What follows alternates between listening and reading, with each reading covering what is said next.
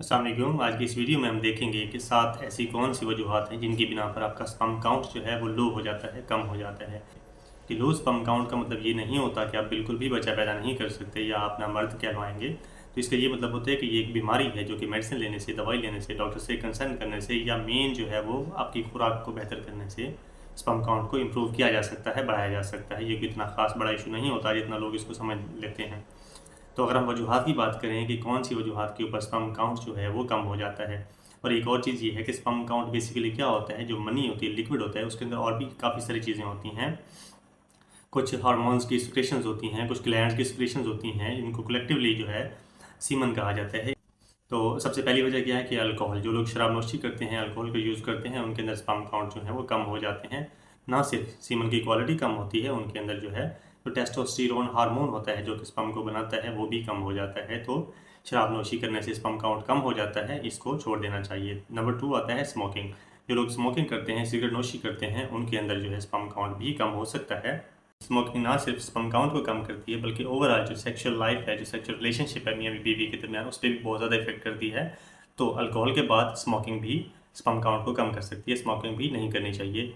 Number 3 आपके पास आता है मेडिसिन का। कुछ फार्मास्यूटिकल मेडिसिन होती हैं जिस तरह की बीटा ब्लॉकर्स हैं या ब्लड प्रेशर की मेडिसिन हैं, या फिर इसके अलावा और ख़ास तौर पे एंटीबायोटिक्स जो हैं, इस तरह की मेडिसिन जो है ये स्पर्म काउंट पे इफेक्ट कर सकती हैं और स्पर्म काउंट जो है वो कम हो सकता है।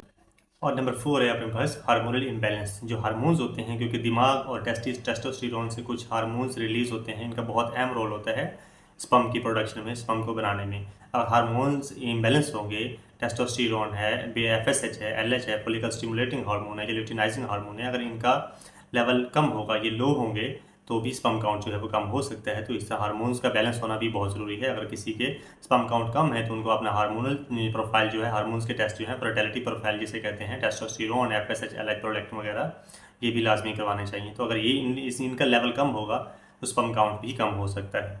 नंबर 5 है स्ट्रेस। जो लोग स्ट्रेस लेते हैं, दिमागी तौर पे रिलैक्स नहीं रहते हैं, क्योंकि स्ट्रेस जो है वो डायरेक्टली इफेक्ट करती है हार्मोन्स के अंदर। जो मेल के रिप्रोडक्टिव हार्मोन्स होते हैं, जिन्होंने मेल के स्पर्म को बनाना होता है, उनके ऊपर ये जो टेंशन है, ये जो स्ट्रेस है, ये डायरेक्टली इफेक्ट करते हैं, क्योंकि अपने मोस्टली हार्मोन्स जो हैं वो दिमाग से रिलीज हो रहे होते हैं और ब्रेन से ही सिग्नल जा रहा होता है टेस्टिस की तरफ। और बाकी जो हार्मोन्स हैं वो अगर जो लोग स्ट्रेस लेते हैं तो उनमें स्पर्म काउंट भी कम हो सकता है। ये भी इसकी एक मेन वजह है। स्ट्रेस लेने वाले इंसान में स्पर्म काउंट जो है वो कम हो सकते हैं।